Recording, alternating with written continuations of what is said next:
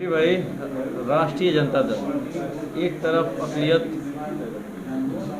हिना शहाब के साथ है, दूसरे तरफ अक़लियत और बिहारी चौधरी के साथ है। आप और बिहारी चौधरी जी के साथ हैं और ख़ास तौर पे राष्ट्रीय जनता दल के आप समर्पित नेता हैं। इस चुनाव को लेके, लोकसभा चुनाव को लेके क्या है? देखिए, आपने कहा कि हम और पहले तो मैं राष्ट्रीय जनता दल के साथ हूँ। मैं व्यक्ति विशेष किसी के साथ नहीं हूँ। पार्टी का निर्णय, पार्टी का सम्मान करता हूँ और कहीं भी एक देखिए, कोई भी लड़ने का अधिकार है, फंडामेंटल राइट है। और फंडामेंटल राइट दिया कौन है? बाबा साहब अम्बेडकर ने दिया है और उसी की बचाने की बात हो रही है। तो ये अगर यही नहीं रहेगा तो फिर कोई भी प्रत्याशी कैसे उठेगा? अगला बोलता है 400 पार। अगर 400 पार एक प्रधानमंत्री के एक बातों से निकल के आता है तो लगता है कि चुनाव हो ही नहीं रहा है, चुनाव हो ही नहीं। तो इस चीज़ को समझना चाहिए और ख़ासकर हमारे जो समाज के, जो अल्पसंख्यक समाज के लोग हैं, उनको समझना चाहिए कि भाई बाबरी मस्जिद की शहादत इतनी जल्दी अभी हुई है, उसके बाद उनके फैसला भी हो चुके हैं। अब ज्ञान वापी आया हुआ है, एनआरसी आपके साथ आ रहा है, सीए आ रहा है, मदरसा के साथ परेशानी है। जो बुनियादी चीज़ मदरसा, जिससे मौलाना वो बहुत सारी चीज़ें निकल के जो हम लोग को बुनियाद बनाता है, नींव बना के खड़ा करता है, तब जाके आप एक घर तैयार करते हैं, वहाँ चोट होते हैं। ये मुसलमानों को ये सोचना चाहिए, अपना वोट बर्बाद बिल्कुल ना करें और इंडिया गठबंधन के साथ जुड़े। जिस परिवार के शहादत दो प्रधानमंत्री मर चुके हैं, वो शहादत किस लिए थी? वो अपने लिए थी या देश के लिए थी?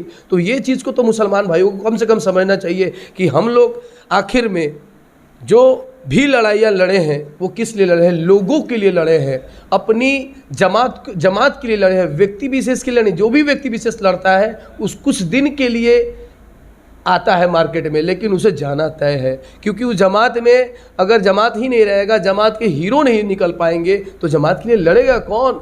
ये जरूरी है मेरे भाइयों, इसीलिए इंडिया गठबंधन के साथ है। आपने सभी तबके की बात की, तो सभी तबके के साथ मुसलमानों का एक बड़ा तबका, सर्वे के हिसाब से बात कर ली जाए तो 80% से ज़्यादा मुस्लिम समुदाय हिना शहाब के देखिए देखा जा रहा है। आप तो शहाबुद्दीन साहब को शुरू से अपना नेता जी मानते रहे हैं। 3 चुनाव में हिना शहाब के आप साथ रहे, इस बार आप साथ नहीं हैं, क्या करें? देखिए, जब मैं चुनाव 2020 में लड़ रहा था तो मैंने हिना साहब से फ़ोन पे बात किया था और मैंने कहा था, तो हिना साहब का एक स्वर्ण मुझे याद है, मेरे कानों में भी गुजता। उन्होंने कहा कि जब तुम मेरे पार्टी से अलग हो चुके तो फिर हमसे भी अलग हो चुके। तो मैंने कहीं ना कहीं सोचा कि पार्टी सर्वेसरी है, तभी तो उन्होंने ये बात कहा। जब मैं 2020 में चुनाव लड़ा था, मैंने फ़ोन किया और कहा कि मैडम हमको टिकट दिलवा दीजिए। तो उन्होंने कहा पटना टिकट मिलता है और उन्होंने ये भी कहा कि मेरे पार्टी से अलग हो गए तो हमसे भी अलग हो गए।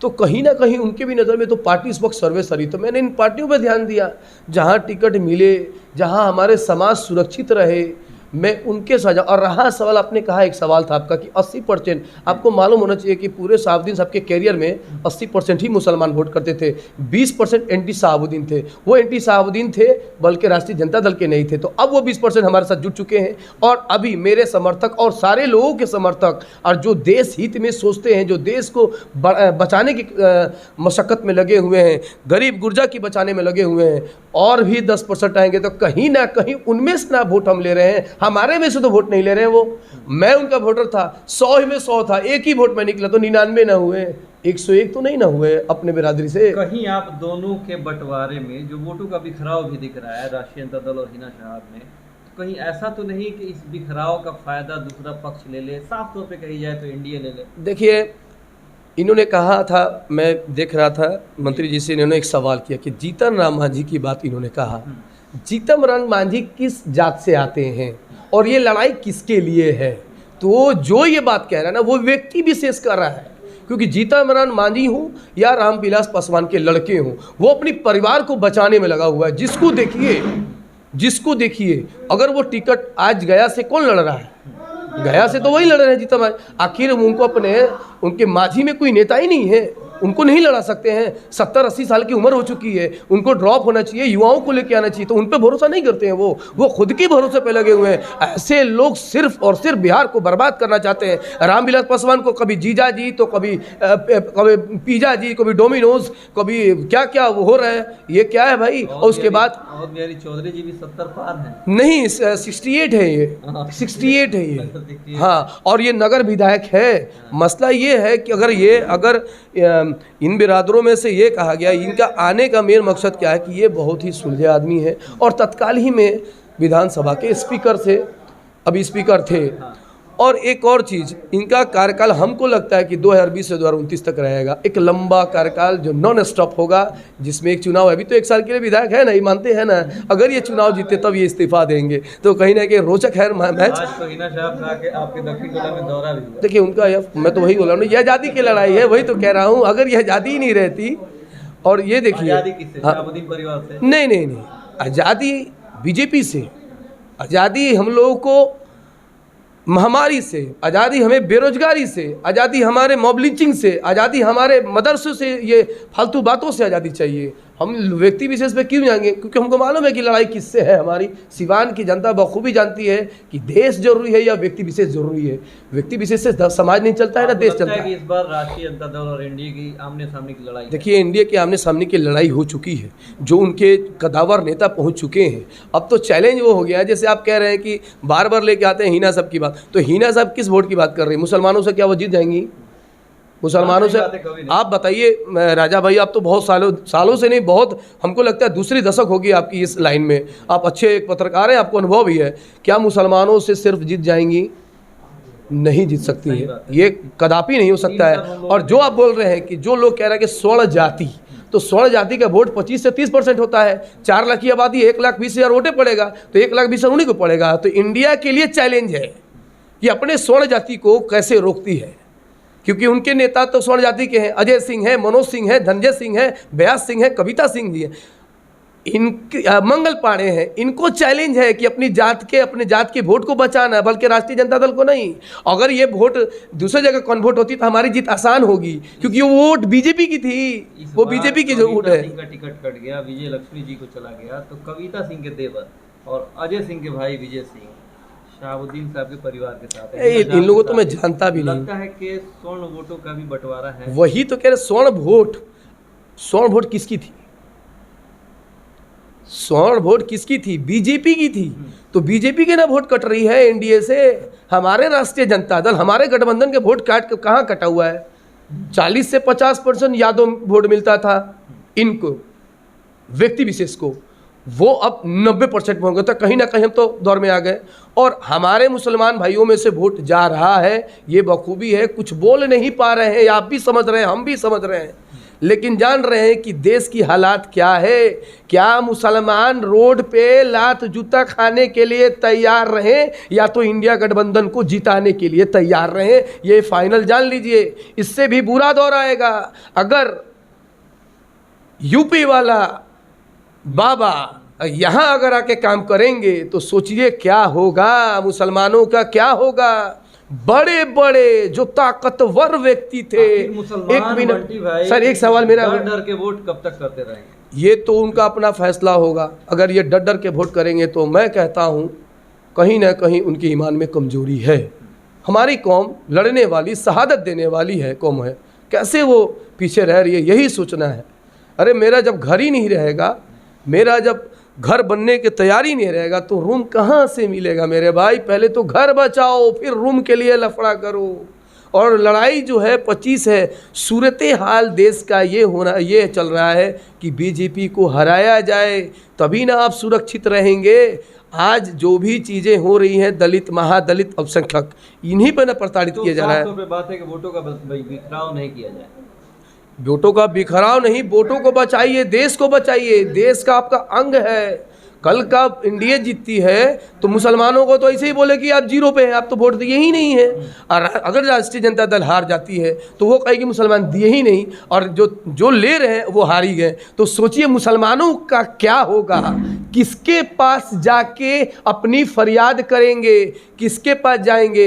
लास्ट में वही होगा कि घूस देंगे, तभी उनका काम आसान होगा, क्योंकि उनके पास तो ऐसे भी नेता नहीं है मुसलमानों में।